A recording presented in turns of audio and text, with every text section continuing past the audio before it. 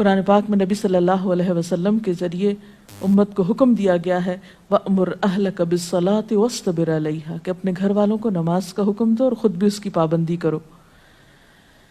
اسی طرح بیوی کے لیے بھی کچھ احکامات ہیں، بیوی کی بھی کچھ ذمہ داریاں ہیں جو اسے شوہر کے حق میں پوری کرنا ہے۔ پہلی ذمہ داری یہ کہ بیوی خوشی کے ساتھ شوہر کی اطاعت کرے۔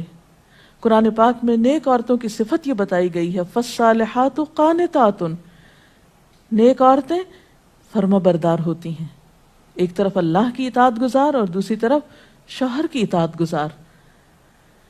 شوہر کی اطاعت کے بارے میں ایک حدیث میں آتا ہے، آپ صلی اللہ علیہ وسلم نے فرمایا 2 قسم کے لوگ ایسے ہیں کہ جن کی نمازیں ان کے سروں سے اوپر نہیں جاتی، ایک وہ غلام جو اپنے آقا سے بھاگ جائے جب تک کہ واپس نہ آئے، اور دوسرے وہ بیوی جو اپنے شوہر کی نافرمانی کرے جب تک کہ نافرمانی سے باز نہ آ جائے۔ یہاں تک حکم ہے کہ بیوی شوہر کے معاملے میں کسی دوسرے کی بات نہ مانے، یعنی شادی کے بعد ایک عورت جب شوہر کے گھر چلی جاتی ہے تو پھر شوہر کا حق سب سے بڑا ہو جاتا ہے۔ بعض اوقات ہمارے معاشرے میں ایک طرف شوہر کچھ کہتا ہے، دوسری طرف والدین کچھ کہتے ہیں، تیسری طرف کسی اور کا مشورہ کچھ ہوتا ہے، عورت بیچاری بیچ میں پس جاتی ہے۔ ایسے موقع پر عورت کے لیے کیا لازم ہے، اس کی پرائرٹی کیا ہوگی کہ وہ اپنے شوہر کی بات مانے۔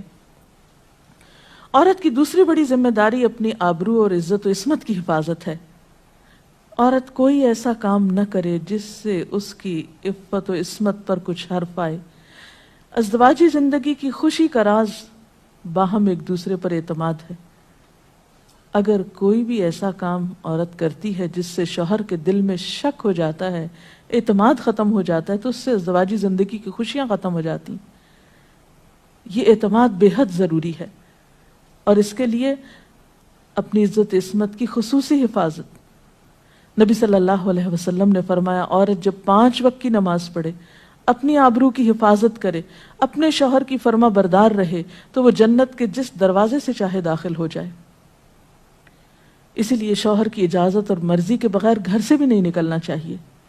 حضرت معاذ بن جبل کہتے ہیں کہ نبی صلی اللہ علیہ وسلم نے فرمایا خدا پر ایمان رکھنے والی عورت کے لیے جائز نہیں کہ وہ اپنے شوہر کے گھر میں کسی ایسے کو آنے دے جس کا آنا شوہر کو پسند نہ ہو، اور ویسی صورت میں گھر سے نکلے جب اس کا نکلنا شوہر کو پسند نہ ہو۔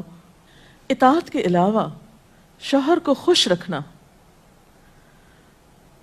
یہ بھی بے حد ضروری ہے۔